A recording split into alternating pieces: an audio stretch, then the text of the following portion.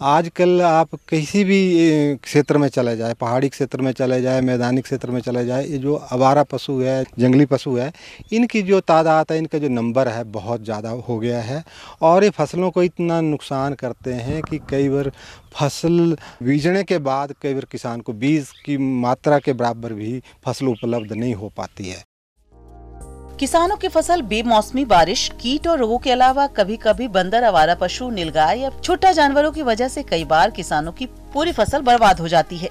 इसके लिए किसान कई तरह के उपाय भी अपनाते हैं, लेकिन कभी कभी यह उपाय पूरी तरह से कारगर साबित नहीं हो पाते हैं। ऐसे में किसानों के लिए फसल सुरक्षा कवच एक वरदान साबित हुआ है, solar fencing system. Solar fencing भी एक टेक्निक है जिसके माध्यम से किसान अपनी फसल को बचा सकते हैं। ये इस तरह सोलर फेंसिंग के साथ 3 या 4 फुट तक चेन लिंक फेंसिंग लगाई जाए तो उससे जानवर अंदर नहीं आ सकता है। उससे ऊपर जैसे बंदर है या दूसरे कई जानवर, लंगूर है या और इस तरह के जानवर हैं जो छलांग लगा के क्रॉस कर सकते हैं, तो उनके लिए हम सोलर फेंसिंग के प्रयोग से भी जानवरों को रोक सकते हैं और फसल को बचा सकते हैं। हमारे पास छोटे छोटे जानवर होते हैं, बंदर है, खरगोश है, कक्कड़ है, ये नीचे से बड़े आराम से अंदर आ जाते हैं। तो इनके लिए जो चेन लिंक फेंसिंग है बड़ी कारगर है, बड़ी इफ़ेक्टिव साबित होती है। और ऊपर जो हमारे पास 4-5 तारें जो है वो उनमें करंट होता है, वो हम सोलर जो पैनल लगाते हैं उससे बैटरी चार्ज होती रहती है और उसमें जैसे ही जानवर अंदर आने की कोशिश करता है तो उसमें एक करंट का झटका लगता है, वो फिर हिम्मत नहीं करता है। और कई बार ऐसा होता है कि जैसे हमारा नील गाय है या बारहसिंगा है या घोड़ला है, ये जो है ये 5-6 फुट की छलांग भी लगा लेते हैं। तो अगर 5-6 फुट तक हमारी चेन लिंक फेंसिंग है या 3 से 6 फुट के बीच तक के हमारे पास चेन लिंक फेंसिंग है तो ये अंदर नहीं आ सकते हैं।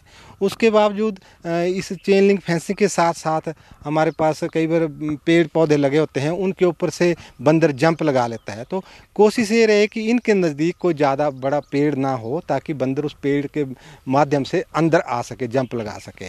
और इसके साथ साथ और ऐसी झाड़ी ना हो जो तारों के कांटेक्ट में, संपर्क में आ सके, तो उससे बैटरी को थोड़ा नुकसान होता है। तो इस जहाँ जहाँ सोलर फेंसिंग लगी होती है इसके कांटेक्ट में इस तरह का कोई टहनी कांटेक्ट में ना आए या ऐसी कोई झाड़ी ना हो जो ग्रोथ लेके उसमें ना शॉर्ट होने का डर रहता है, उसमें बैटरी को डैमेज होता है।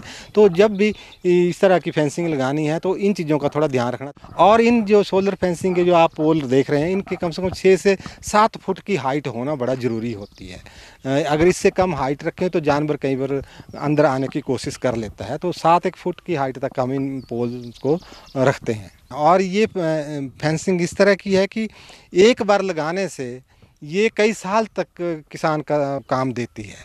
और इसमें सरकार सब्सिडी भी देती है, सोलर फेंसिंग लगाने के लिए सरकार के से सब्सिडी भी मिलती है।